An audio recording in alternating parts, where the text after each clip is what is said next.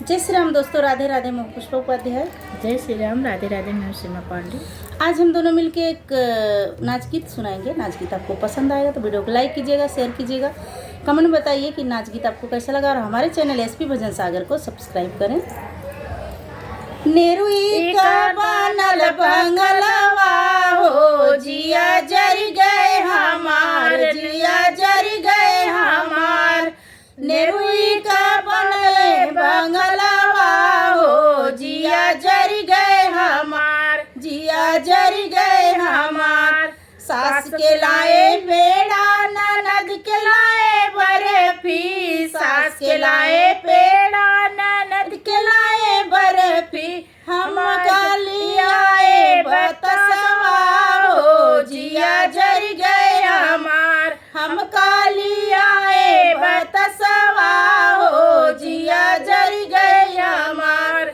खाई गई पेड़ा, गटकी गई बर्फी, खाई गई पेड़ा, गटकी गई बर्फी। चुरुर मुरुर बोले बतसवा हो, जिया जर गए हमार, चुरुर मुरुर बोले बतसवा हो, जिया जर गए हमार। नेरुई का छाए बड़लवा हो, जिया जर गए हमार।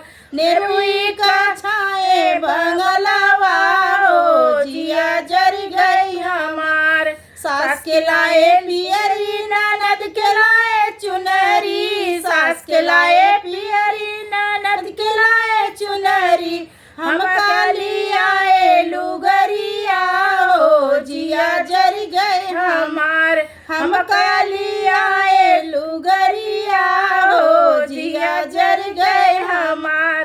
पहिर लिए पियरी, ओढ़ ली चुनरी, पहिर ली पियरी, ओढ़ ली चुनरी। निकौना लागै लुगरिया हो, जिया जर गए हमार, निकौना लागै लुगरिया हो, जिया जर गए हमार। नेरुई के छाए बंगलवा हो, जिया जर गए हमार। नेरुई के छाए बंगलवा हो, जिया जर गए हमार। सास घूमे दिल्ली, ननद घूमे कलकत्ता, सास घूमे दिल्ली, ननद घूमे कलकत्ता।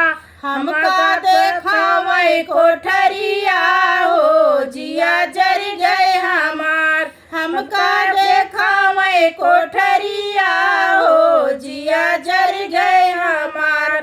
नेरुई के छाए बंगलवा हो, जिया जर गए हमार। नेरुई